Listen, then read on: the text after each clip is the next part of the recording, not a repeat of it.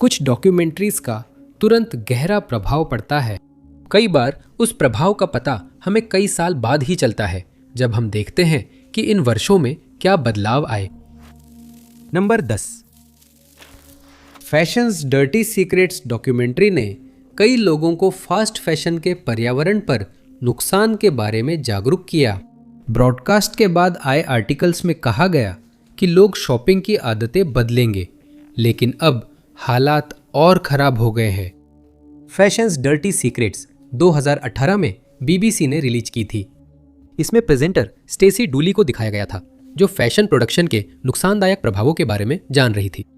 2018 में और अब भी कई लेख फैशन के खतरों को लेकर प्लास्टिक फाइबर और माइक्रोप्लास्टिक्स पर चेतावनी देते हैं। जैसा कि डूली शो में बताती है, प्लास्टिक का पर्यावरण और हमारे शरीर पर कितना नुकसानदायक प्रभाव पड़ता है, इससे अनजान रहना मुश्किल है। लेकिन यह डॉक्यूमेंट्री एक अलग नजरिया अपनाती है। जैसे जैसे उपभोक्ता प्लास्टिक फाइबर से सतर्क हो रहे हैं, कुछ ब्रांड अपने कपड़ों में कॉटन की मात्रा बताकर खुद को पर्यावरण के अनुकूल बताते हैं, लेकिन ये डॉक्यूमेंट्री दिखाती है कि वह पूरी तरह पर्यावरण के अनुकूल नहीं है। फैशंस डर्टी सीक्रेट्स कजाकिस्तान और अरल सागर के बचे हुए हिस्से तक जाते हैं। 1960 के दशक में जो नदियां इस अंतर्देशीय सागर को पानी देती थी, उन्हें कपास के खेतों को पानी देने के लिए मोड़ दिया गया और तब से ये सागर सूखता जा रहा है। 2018 तक जहां पहले अरल सागर था, वह इलाका अब लगभग पूरा रेगिस्तान बन गया था। अरल सागर वह जगह है जहां यह सबसे आसानी से देखा जा सकता है कि कपास की खेती कितनी नुकसानदायक और पानी की कितनी ज्यादा खपत करने वाली है।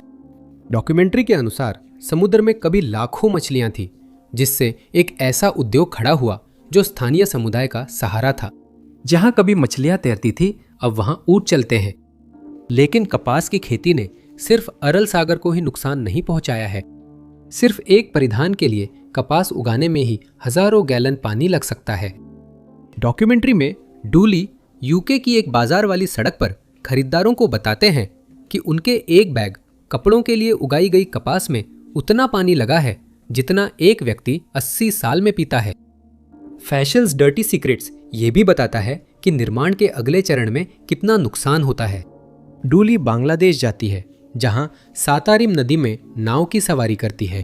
कई वस्त्र कारखाने अपना कचरा पानी में छोड़ते हैं, जो कुछ मामलों में पीला और बैंगनी रंग का दिखता है।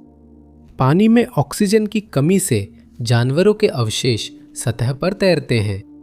एक पानी के नमूने में भारी धातुओं व खतरनाक रसायनों की अधिक मात्रा मिली। नदी के और नीचे की ओर बच्चे उसी पानी में खेलते हैं और महिलाएं उसी पानी से कपड़े धोती हैं। नदी का उपयोग फसलों की सिंचाई के लिए भी किया जाता था। डॉक्यूमेंट्री देखने के बाद कई लोगों की उपभोग आदतें बदल गई। फैशन इंडस्ट्री के कुछ लोगों ने कार्यस्थल में बदलाव की बात कही, जबकि कई उपभोक्ताओं ने अगली बार कपड़े न खरीदने का फैसला लिया। कुछ साल बाद साफ हुआ कि इंडस्ट्री की हालत और खराब हो गई थी। फास्ट फैशन की जगह अल्ट्रा फास्ट फैशन ने ले ली। जब फैशंस डर्टी सीक्रेट्स आया, तब फास्ट फैशन में H&M और ज़ारा आगे थी। वे हर हफ्ते कपड़ों के नए कलेक्शन जारी करते थे और वेबसाइट पर हजारों आइटम्स रहती थीं। अब उन कंपनियों की जगह शेन, टीमू और बूहू जैसी कंपनियों ने ले ली है। विशेषज्ञों के अनुसार अब कपड़ों के साप्ताहिक कलेक्शन हफ्ते में कई बार आने लगे हैं। हर दिन नए कपड़े आते हैं। साइट्स पर लाखों कपड़ों के आइटम मौजूद है। कपड़े अब ऐसे बनाए जाते हैं कि कुछ बार पहनकर फेंक दिए जाएं। फैशंस डर्टी सीक्रेट्स अब देखना और डरावना है, क्योंकि हालात पहले से भी खराब हो चुके हैं। नंबर 9। जून 1996 में एक डॉक्यूमेंट्री रिलीज हुई थी, जिसमें बताया गया था कि अब तक के सबसे बड़े बैंकिंग घोटालों में से एक कैसे हुआ। 830 मिलियन पाउंड निक लीसन और the fall of the house of bearings का निर्देशन फिल्म निर्माता एडम कर्टिस ने किया था, और ये उस संकट के सिर्फ एक साल बाद रिलीज हुई थी जिसे यह दिखाती है। निक लीसन बैंकर और ट्रेडर थे, जिन्होंने 1989 में बियरिंग्स बैंक ज्वाइन किया। उसकी बड़ी महत्वाकांक्षाएं थी और वह खुद को सफल बनाना चाहता था। वह खासतौर पर फ्यूचर्स और ऑप्शंस मार्केट में काम करना चाहता था, और बेरिंग्स ने उसे मौका दिया। बेरिंग्स यूनाइटेड किंगडम का सबसे पुराना मर्चेंट बैंक था, जिसकी स्थापना 1762 में हुई थी। 1992 में बेरिंग्स ने सिंगापुर में फ्यूचर्स और ऑप्शंस कार्यालय शुरू किया और लीसन को जनरल मैनेजर नियुक्त किया। जल्द ही लीसन ने सट्टा कारोबार शुरू किया और उद्योग के शेयर बढ़ने पर दांव लगाने लगा। यह अधिकृत नहीं था, फिर भी इन सौदों से बेरिंग्स को भारी मुनाफा हुआ और ऑपरेशन जारी रहा। लीसन और बेरिंग्स के अन्य बैंकरों के इंटरव्यू से अगले 3 सालों की कहानी दर्शाई जाती है। बैंक की बात करें तो लीसन सिंगापुर में अच्छा मुनाफा कमा रहा था। बाजार जैसा भी हो, लीसन पैसे कमा लेता था। सच्चाई ये थी कि लगभग सारा मुनाफा फर्जी था। लीसन ने अपने एक अधीनस्थ द्वारा की गई एक छोटी सी गलती को छुपाने के लिए झूठ बोलना शुरू किया था, लेकिन जब उसे एहसास हुआ कि वह बच गया है तो उसने बाजार में और भी ज्यादा पैसे लगाना शुरू कर दिया और कंपनी से अपने सारे नुकसान छुपाने लगा। समय के साथ खाता इतना बढ़ गया कि लीसन लाखों के नुकसान छुपा रहा था। ये सब जनवरी 1995 में आकर खत्म हो गया। 16 जनवरी को लीसन ने एक ऐसा सौदा किया था जो मामूली होना चाहिए था। ये सिंगापुर और टोक्यो स्टॉक एक्सचेंज में शॉर्ट स्ट्रैडल था। अगर रात भर दोनों स्टॉक मार्केट में बड़ा बदलाव न हो, वो पैसा कमा लेता। लेकिन 17 जनवरी की शुरुआती घंटों में कोबे में भूकंप आ गया। भूकंप ने कोबे क्षेत्र को तबाह कर दिया, जिससे भारी जनहानि हुई। शेयर बाजार गिरने से लीसन ने पहले से कहीं ज्यादा पैसा गंवा दिया। उसने छुपाने की कोशिश की पर नहीं छुपा सका। 23 फरवरी को उसने मुझे माफ करना नोट छोड़ा और सिंगापुर से भाग गया। उसे जर्मनी में पाया गया, जहां उसे गिरफ्तार किया गया और मुकदमे के लिए वापस सिंगापुर भेज दिया गया। इस आपदा की खबर फैल गई, जिससे बेरिंग्स बैंक को और भी ज्यादा नुकसान हुआ। ये नुकसान 830 मिलियन पाउंड तक पहुंच गया और संस्था को बचाने का कोई तरीका नहीं था। इसे आईएनजी ने सिर्फ 1 मिलियन पाउंड में खरीद लिया। लीसन को 6 साल 6 महीने की जेल की सजा सुनाई गई। डॉक्यूमेंट्री में उनका इंटरव्यू जेल से हुआ, जहां वे अपनी गलतियों को लेकर ईमानदार दिखे, लेकिन पछतावा नहीं था और वे हैरान थे कि इतने समय तक बचते रहे। उन्होंने यह बताया कि भले ही वे खुद गैर जिम्मेदाराना तरीके से काम कर रहे थे, लेकिन जिन लोगों को चेतावनी देनी चाहिए थी, उन्होंने कभी ऐसा नहीं किया। उन्होंने जेल में सिर्फ 4 साल बिताए और अच्छे व्यवहार के कारण रिहा कर दिए गए। तब से वे आयरलैंड में सुखी जीवन जी रहे हैं और सेलिब्रिटी अप्रेंटिस, बिग ब्रदर जैसे टीवी शो में भी दिख चुके हैं। यह जानकर कि इस आपदा के लिए जिम्मेदार लोगों को वास्तव में बहुत कम सजा मिली, जबकि अनगिनत लोगों ने अपनी जान गंवा दी, यह डॉक्यूमेंट्री 30 साल बाद भी और भी ज्यादा बेचैन कर देने वाली लगती है। नंबर 8, द एम्बेसडर 2012 में रिलीज हुई एक विवादास्पद डेनिश डॉक्यूमेंट्री है, जो मध्य अफ्रीकी गणराज्य और लाइबेरिया में भ्रष्टाचार दिखाती है। इस फिल्म के कारण लाइबेरिया में कानूनी कार्रवाई शुरू हुई, लेकिन जिन समस्याओं को उजागर किया गया था वे आज भी बनी हुई हैं। फिल्म मेकर मैट्स ब्रूगर पहले ही अपनी विवादास्पद 2009 की डॉक्यूमेंट्री द रेड चैपल से नाम कमा चुके थे। इस फिल्म में उन्होंने एक डेनिश कम्युनिस्ट कॉमेडी ग्रुप के नेता का किरदार निभाया, जो सांस्कृतिक आदान प्रदान के लिए उत्तर कोरिया गया। फिल्म का मुख्य उद्देश्य एकांतवासी साम्राज्य में जीवन दिखाना था। ब्रूगर का मानना था कि उन्हें द एम्बेसडर के साथ एक कदम और आगे जाना चाहिए। रेड चैपल पर आलोचना हुई कि कलाकारों के उत्तर कोरिया जाने की पूरी अवधारणा ब्रूगर ने ही तय की थी। ये असली नहीं था। तो द एम्बेसडर में वो एक ऐसी इंडस्ट्री में अंडरकवर गए जो उनके बिना भी चल रही थी। ब्रूगर ने सीखा कि अफ्रीका के कुछ देश विदेशी व्यापारियों को राजनयिक पद बेचते हैं। ये वैध पद थे। हालांकि ये उम्मीद नहीं थी कि नए राजनयिक वास्तव में कोई राजनयिक काम करेंगे। उसने एक पश्चिमी वेबसाइट के जरिए पदों की दलाली की और $1,50,000 चुकाने के बाद वह मध्य अफ्रीकी गणराज्य में लाइबेरिया का नया राजनयिक बन गया। डॉक्यूमेंट्री सिर्फ ब्रूगर के राजनयिक बनने पर केंद्रित नहीं थी।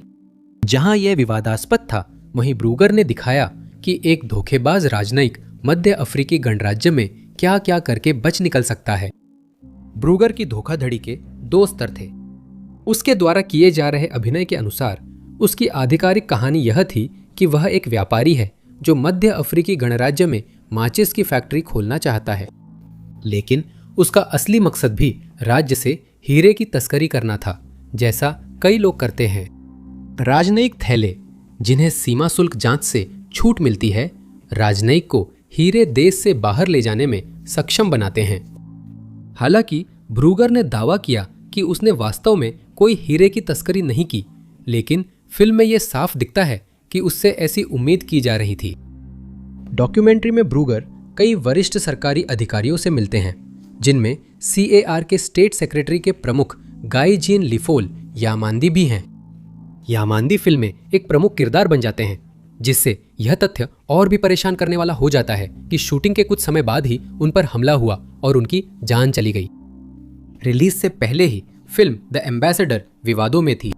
उस व्यवसायी ने ब्रूगर के लिए राजनयिक पदवी का सौदा किया और एक अंतर्राष्ट्रीय फिल्म फेस्टिवल में इसे दिखाने से रोकना चाहा।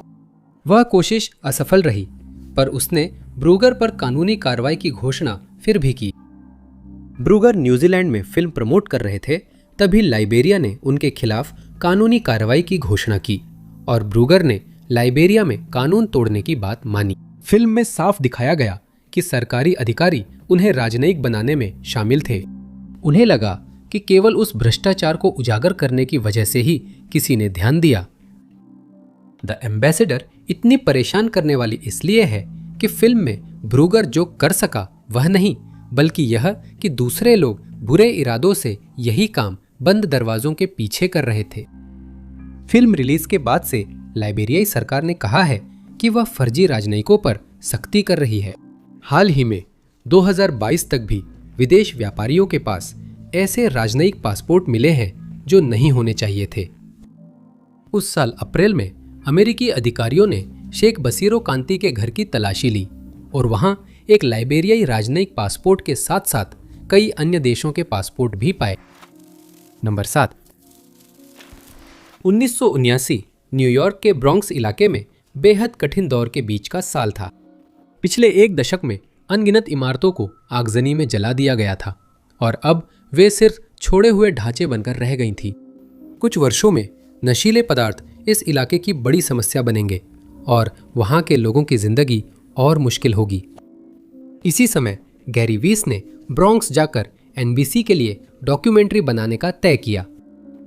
80 ब्लॉक्स फ्रॉम टिफनीज टीवी पर प्रसारित करने के लिए यह बहुत विवादास्पद थी और यह डॉक्यूमेंट्री जल्दी गुमनामी में चली गई। हाल ही में यह कल्ट क्लासिक बन गई है जो अमेरिकी इतिहास के दिलचस्प दौर को दिखाती है।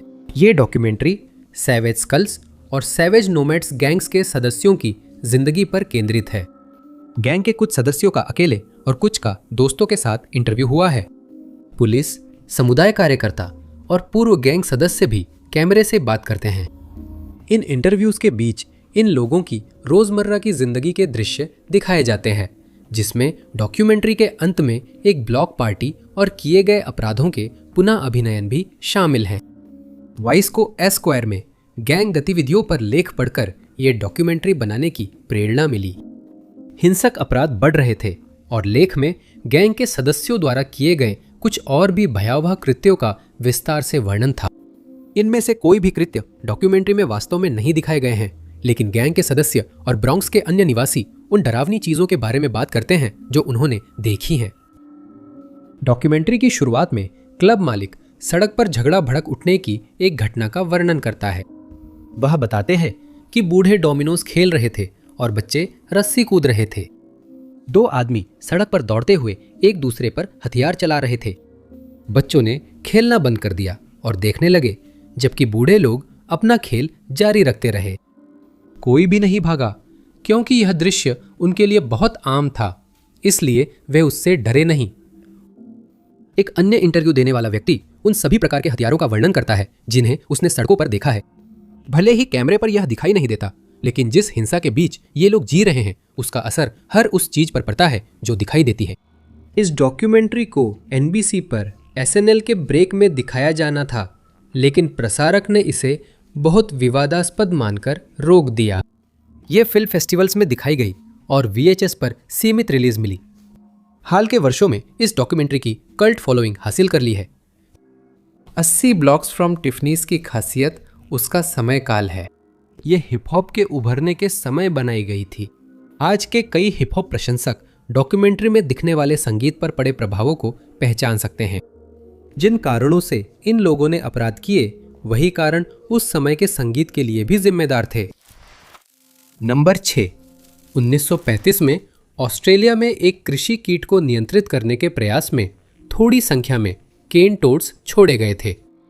तब से महाद्वीप पर टोड्स की संख्या काफी बढ़ी है और वे आक्रामक प्रजाति से होने वाले नुकसान का प्रमुख उदाहरण बन गए हैं। 1988 में फिल्म निर्माता मार्क लुइस ने जानवर का दूसरा पक्ष दिखाकर नफरत रोकने की कोशिश की। 1935 से पहले ऑस्ट्रेलिया में गन्ना किसानों की सबसे बड़ी समस्या ग्रे बैग्ड केन बीटल थी, जो फसलों को नुकसान पहुंचाती थी।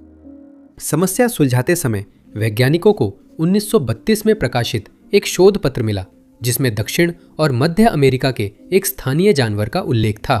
केन टोड का उपयोग प्यूर्टो रिको में गन्ना खाने वाले कीटों को नियंत्रित करने के लिए हुआ और शोध में इसे अन्य जगहों पर भी सुझाया गया।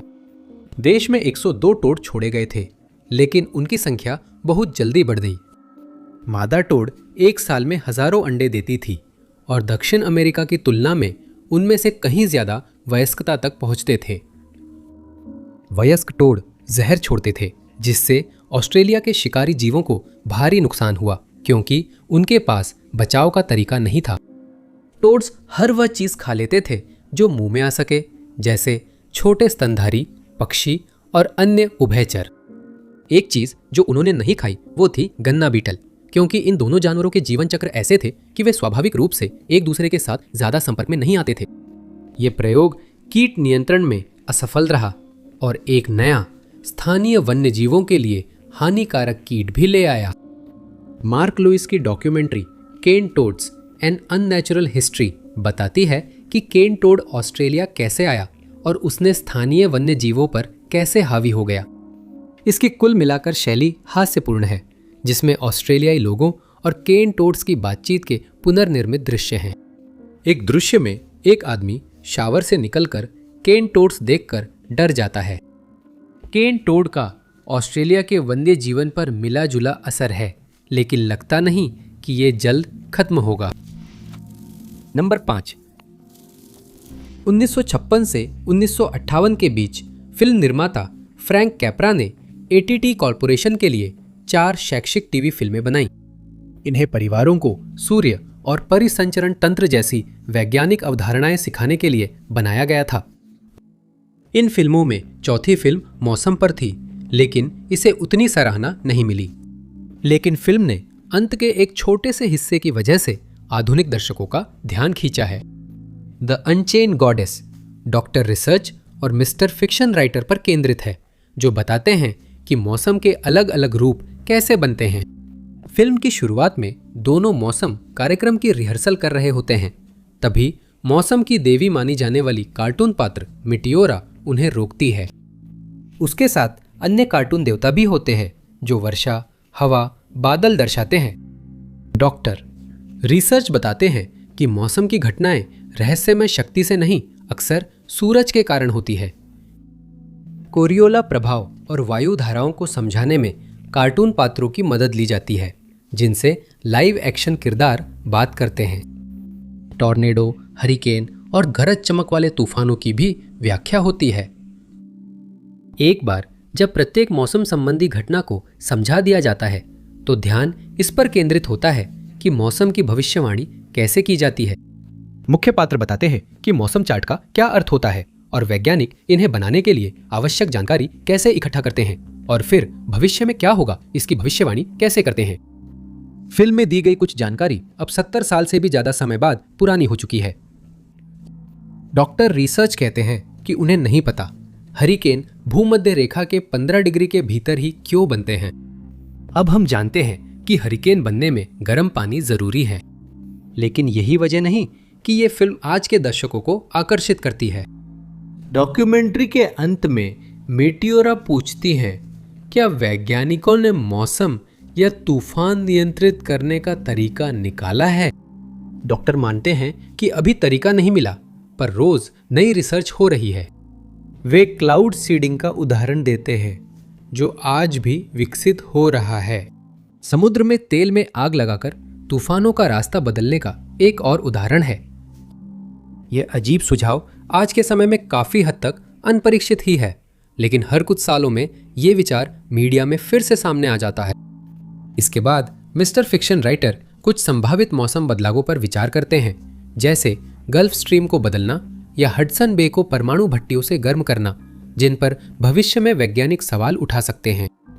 डॉक्टर रिसर्च बताते हैं कि एक खतरनाक सवाल है, क्योंकि हमें नहीं पता कि इन बदलावों का असर क्या होगा। वो बताते हैं कि इंसान अनजाने में कार्बन डाइऑक्साइड जैसे अपशिष्ट उत्पादों से जलवायु बदल रहे हैं। फिल्म के अंत में इस विषय पर सिर्फ कुछ ही मिनटों के लिए चर्चा की जाती है और इसमें वे ग्राफिक्स नहीं होते जो फिल्म के अन्य हिस्सों में देखे जाते हैं। डॉक्टर रिसर्च के अनुसार कार्बन डाइऑक्साइड हवा को सूरज की गर्मी सोखने में मदद करके वातावरण को गर्म करता है, जिससे हिम चादरें पिघल सकती हैं और दक्षिणी संयुक्त राज्य अमेरिका के बड़े हिस्से जलमग्न हो सकते हैं। नंबर 4, 1980 के दशक और शुरुआती 1990 के दशक में दुनिया एक तकनीकी क्रांति के कगार पर थी। कई मीडिया ने अनुमान लगाया कि 20 से 30 साल बाद दुनिया कैसी होगी। उनमें से ज्यादातर भविष्यवाणियां असल में जो हुआ उसकी तुलना में मजाकिया लगती है, लेकिन एक फैंटेसी डॉक्यूमेंट्री थी जो असल जिंदगी के बेहद करीब थी। 1990 में प्रसिद्ध साइंस फिक्शन लेखक डगलस एडम्स द्वारा निर्मित हाइपरलैंड एक ऐसी दुनिया दिखाता है जहां मीडिया इंटरैक्टिव है और लोगों को अपनी मनचाही सारी जानकारी तुरंत मिल सकती है। हाइपरलैंड डगलस एडम्स का ही एक रूप निभाते हुए और टीवी के सामने सोने से शुरू होती है। टीवी तब भी चलता है जब वे जागते हैं और उसे कबाड़ में फेंक देते हैं। एडम्स की मुख्य शिकायत यह है कि टीवी बस एक तरफा उनसे बात करता है। दर्शक जो मीडिया देख रहे हैं उसमें उनकी कोई भागीदारी या इनपुट नहीं होती। कबाड़ खाने में एडम्स की मुलाकात रहस्यमय टॉम बेकर से होती है। टॉम खुद को एडम्स का एजेंट बताकर लेखक को संचार के भविष्य से परिचित कराते हैं। 1990 में इंटरनेट का एक आदिम रूप मौजूद था, लेकिन आम जनता तक उसके पहुंचने में अभी कुछ साल बाकी थे और वर्ल्ड वाइड वेब का आविष्कार भी तब भविष्य की बात था। लेकिन खास संस्थानों और विश्वविद्यालयों में सूचना नेटवर्क और आम हो रहे थे। इन नेटवर्क्स की बुनियाद हाइपरटेक्स्ट थी, जो कंप्यूटर स्क्रीन पर दिखने वाला टेक्स्ट या मीडिया था। हाइपरटेक्स्ट को हाइपरलिंक से जोड़ा जा सकता था। हाइपरलिंक क्लिक करने पर पाठक सीधे अगले हाइपरटेक्स्ट पर पहुंचता था। आज के समय में यह किसी साधारण वेबसाइट या विकिपीडिया जैसी किसी चीज जैसा लग सकता है। हाइपरलैंड के निर्माण के समय यह क्रांतिकारी तकनीक थी जो अधिकांश लोगों के लिए उपलब्ध नहीं थी। असल जिंदगी में एडम्स तकनीक से परिचित थे और एप्पल कंप्यूटर जल्दी अपनाने वालों में थे, लेकिन डॉक्यूमेंट्री में वो आम आदमी की भूमिका में हैं जिसे टॉम हाइपरटेक्स्ट्स और हाइपरलैंड से परिचित कराते हैं। टॉम एडम्स और दर्शकों को दिखाते हैं कि जानकारी कैसे प्राप्त की जा सकती है और दर्शक यह कैसे चुन सकते हैं कि वे आगे कहां जाना चाहते हैं। हाइपरलैंड भविष्यवाणी करता है कि भविष्य में सारा मनोरंजन इंटरैक्टिव होगा और दर्शक तय करेगा कि क्या देखना है। चूंकि यह उस समय की वास्तविक तकनीक पर आधारित था, इसलिए यह आश्चर्य की बात नहीं है कि हाइपरलैंड कई मामलों में हकीकत के करीब आ गया। लेकिन डॉक्यूमेंट्री के कुछ हिस्से ऐसे हैं जो 36 साल बाद और भी ज्यादा डरावने लगते हैं। डॉक्यूमेंट्री की शुरुआत में एडम्स पूछते हैं कि विशेषज्ञ का इंटरव्यू देखते समय अन्य हाइपरटेक्स्ट लिंक कैसे दिखे। टॉम बताते हैं कि वो नए हाइपरटेक्स्ट ढूंढ रहे थे, ये इस आधार पर कि एडम्स उस समय क्या देख रहे थे और किन चीजों में उनकी दिलचस्पी हो सकती थी। यह आज के दर्शकों के लिए सामान्य है।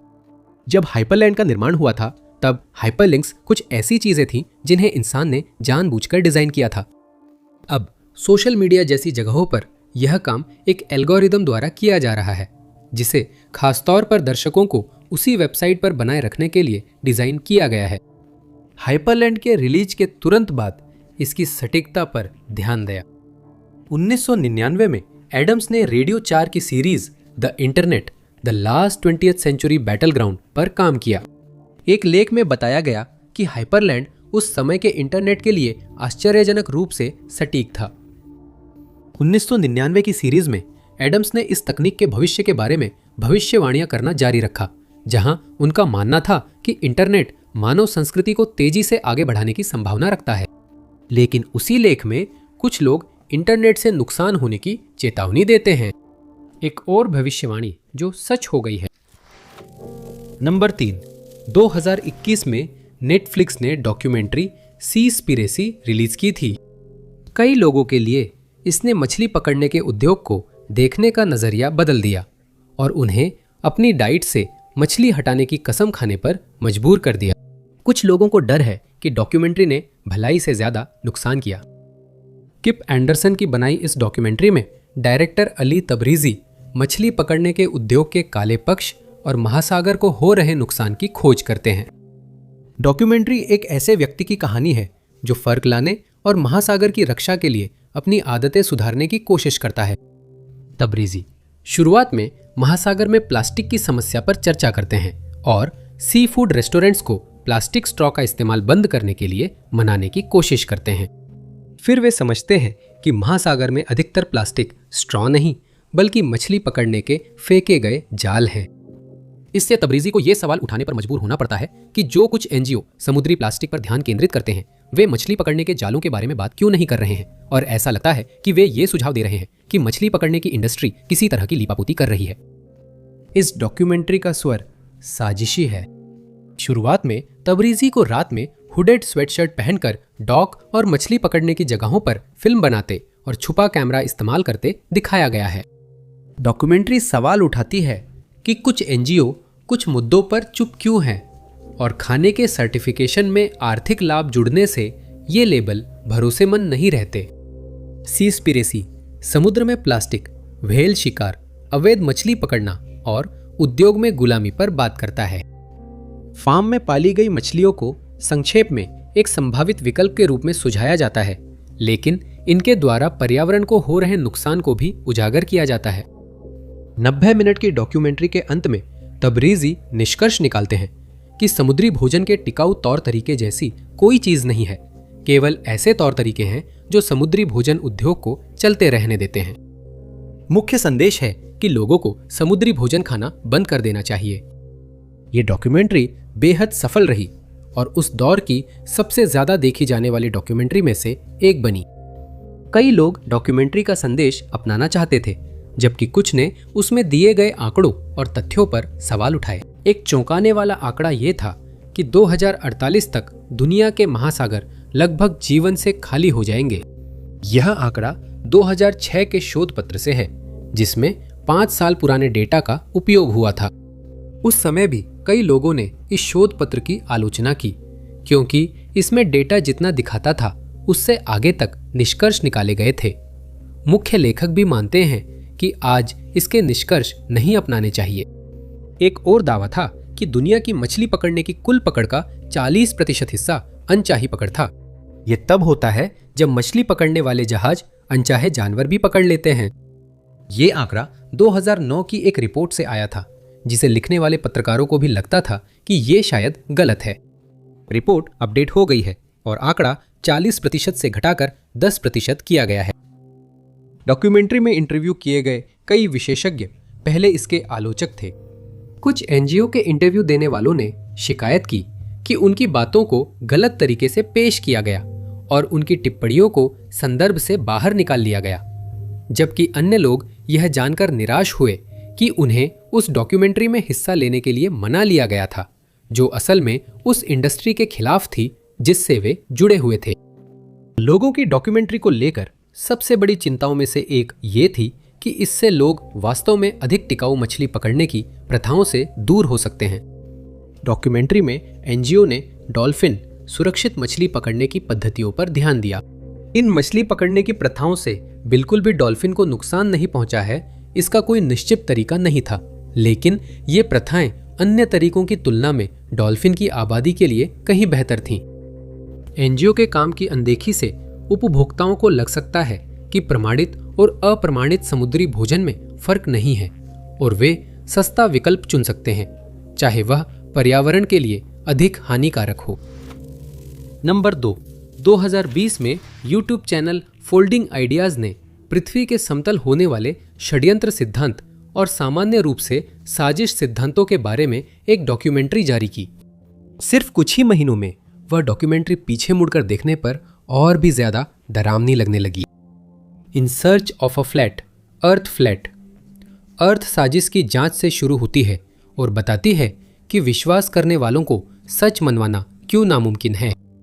डैन ओल्सन कनाडाई डॉक्यूमेंट्री निर्माता है जो मेक मिनीवांगा के पास रहते हैं, जहां लंबी झील से पृथ्वी के गोल होने का प्रमाण मिलता है। ओल्सन एक कैमरे के साथ एक प्रयोग करते हैं। उसे पानी की सतह के ठीक ऊपर की ऊंचाई पर रखते हैं और दिखाते हैं कि दूर किनारे के पेड़ क्षितिज के नीचे गायब हो जाते हैं, जो पृथ्वी की गोलाई के कारण होता है। गोल पृथ्वी के सबूत होने पर भी ओल्सन मानते हैं कि यह फ्लैट अर्थ के समर्थकों को नहीं मना सकेगा।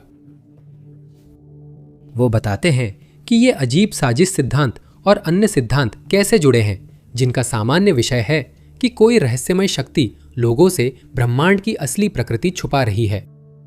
साजिश सिद्धांत का मुख्य भाग पृथ्वी का सपाट होना नहीं, बल्कि जनता से बड़ी बात छुपाना है। अगर पृथ्वी सपाट साबित हो गई तो उनके ब्रह्मांड संबंधी विश्वास भी सच माने जाएंगे। ओल्सन के अनुसार यह साजिश सिद्धांत यूट्यूब पर कभी काफी लोकप्रिय था, लेकिन अब इसे हाशिए पर डाल दिया गया है। सपाट पृथ्वी साजिश को बढ़ावा देने वाले अब क्यूएनोन साजिश में भी शामिल हो रहे हैं। डॉक्यूमेंट्री का दूसरा हिस्सा अचानक क्यूएनोन के बढ़ते प्रभाव और इसकी मुख्य थ्योरी को सरल शब्दों में बताता है। क्यूएनोन का मूल दावा था कि एक गुप्त शैतान की पूजा करने वाला गिरोह है जो असल में वैश्विक सरकारों के पीछे की ताकत है। सालों में इसमें कई और साजिशें भी जोड़ दी गई, जिनमें बच्चों के अपहरण और उनका इस्तेमाल। इस तरह की थ्योरी शामिल है कि सेलिब्रिटी लोग उनसे किसी तरह का जीवन बढ़ाने वाला केमिकल निकालते हैं। फ्लैट अर्थ साजिश की तरह इसमें भी मुख्य बात यह है कि कोई रहस्यमयी वे दुनिया की सच्चाई छुपा रहे हैं, न कि इसकी बारीकियां। ओल्सन इस थ्योरी का आकर्षण समझाते हैं। साजिश में फंसे लोग परेशान हैं कि आज की दुनिया कितनी जटिल है और उन्हें लगता है सब कुछ बिगाड़ने के पीछे एक ही ताकत है, बजाय इसे कई जटिल समस्याओं का नतीजा मानने के। अगर इस ताकत के नेताओं को जेल में डाल दिया जाए तो दुनिया फिर से एक बेहतर जगह बन सकती है। ओल्सन के अनुसार ये तर्क गलत है और साजिश समर्थक वास्तव में जो चाहते हैं उसे लागू करने के लिए तानाशाही राज्य चाहिए। डॉक्यूमेंट्री चेतावनी के साथ खत्म होती है। डॉक्यूमेंट्री के समय कई क्यूएनोन समर्थकों को लगा कि राष्ट्रपति उनके पक्ष में है और उनकी मांगी गई गिरफ्तारियों के लिए काम कर रहा है। लेकिन क्यूएनोन प्रभावशाली लोग तैयार थे कि अगर ऐसा न हुआ तो वे कदम उठाएंगे। क्यूएनोन पंथ की तुलना उस कयामत के पंथ से होती है जो समय सीमा पर चीजें न होने पर दुनिया खत्म करने की कोशिश करता है। नंबर 1, सुपर साइज मी 2000 के दशक की सबसे मशहूर डॉक्यूमेंट्रीज में से एक है। 2004 में रिलीज हुई इस फिल्म में निर्माता मॉर्गन स्परलॉक एक महीने तक सिर्फ मैकडॉनल्ड्स का खाना खाते हैं। स्परलॉक ने दावा किया कि सिर्फ उस एक महीने ने उनकी सेहत पर बहुत बुरा असर डाला और इस डॉक्यूमेंट्री ने बहुत से लोगों की फास्ट फूड रेस्टोरेंट के बारे में सोच बदल दी। डॉक्यूमेंट्री में सच्चाई जितनी दिखाई गई असल में उससे ज्यादा जटिल थी। सुपर साइज्ड मी तब रिलीज हुई जब अमेरिका में मोटापा और अस्वस्थ भोजन पर चर्चा शुरू हो रही थी। स्परलॉक ने माना कि मैकडॉनल्ड्स जैसी कंपनियां मोटापे के लिए जिम्मेदार है और इस इंडस्ट्री की तुलना तंबाकू उद्योग से की। उन्होंने अपनी बात साबित करने के लिए यह प्रयोग किया जो डॉक्यूमेंट्री का विषय बना।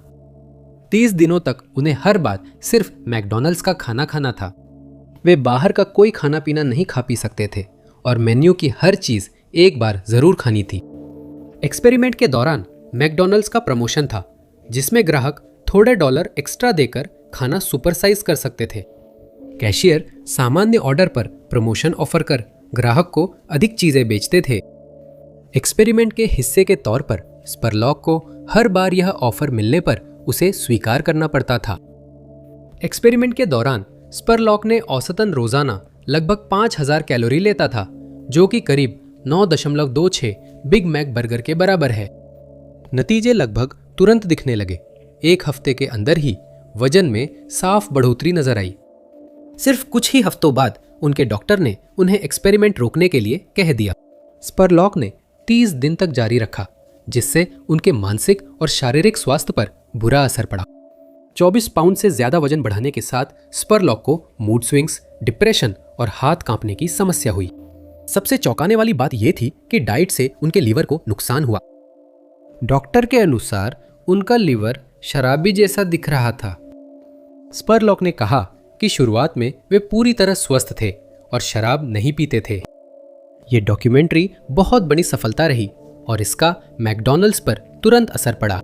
कंपनी ने अपनी सुपरसाइज्ड ऑफर हटाई पर कहा कि इसका डॉक्यूमेंट्री से संबंध नहीं है।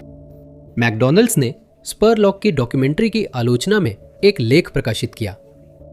इसने कहा कि वह नतीजों से असहमत नहीं है, पर स्परलॉक ने 1 महीने में उतना खा लिया जितना आम उपभोक्ता 6 साल में खाते। 5000 कैलोरी किसी भी चीज की बिना किसी खास व्यायाम के खाना जाहिर है वजन बढ़ने का कारण बनेगा। हालांकि इससे स्परलॉक की खराब मानसिक सेहत या लीवर को हुए नुकसान की वजह नहीं बताई जा सकती, बस इतना कि उसने ये सब जल्दी खा लिया था। इस प्रयोग के बाद के वर्षों में कई पोषण वैज्ञानिकों ने इसे दोहराने की कोशिश की, लेकिन वे कभी भी स्परलॉक जैसे ही नतीजे नहीं पा सके। उन्होंने वजन में बढ़ोतरी तो देखी, लेकिन स्परलॉक जितनी नहीं। एक सिद्धांत था कि अचानक भोजन बदलने से उसका शरीर वसायुक्त भोजन पचाने में मुश्किल झेल रहा था। 2017 में स्परलॉक ने कबूल किया कि वे 30 साल में कभी भी 1 हफ्ते से ज्यादा पूरी तरह नशे से दूर नहीं रहे। इस अवधि में सुपर साइज मी प्रयोग भी शामिल था। यहां तक कि अगर उन्होंने डॉक्यूमेंट्री की शूटिंग के दौरान 30 दिनों तक शराब से परहेज भी किया हो, तो भी उनके पिछले शराब सेवन से उनके लिवर को हुए नुकसान की व्याख्या हो जाती है। ये मूड में बदलाव और हाथ कांपने की व्याख्या कर सकती थी, जिसे अन्य प्रयोगकर्ता दोहरा नहीं सके। हमें अपने शरीर में क्या डाल रहे हैं, इस पर ध्यान देना जरूरी है, लेकिन आज की डाइट और स्वास्थ्य समस्याएं सुपरसाइज मी से जितनी सरल लग सकती हैं, उतनी सरल नहीं है। देखने के लिए आप सभी का बहुत बहुत धन्यवाद। अगर आपको ये वीडियो पसंद आया हो तो उस लाइक बटन को जरूर दबाएं। साथ ही सब्सक्राइब करना और नोटिफिकेशन बेल को दबाना ना भूलें, ताकि हमारे सभी आने वाले वीडियो की जानकारी आपको मिलती रहे। मेरा नाम टॉप 5 अननोन्स है और मैं आपसे अगले वीडियो में मिलूंगा।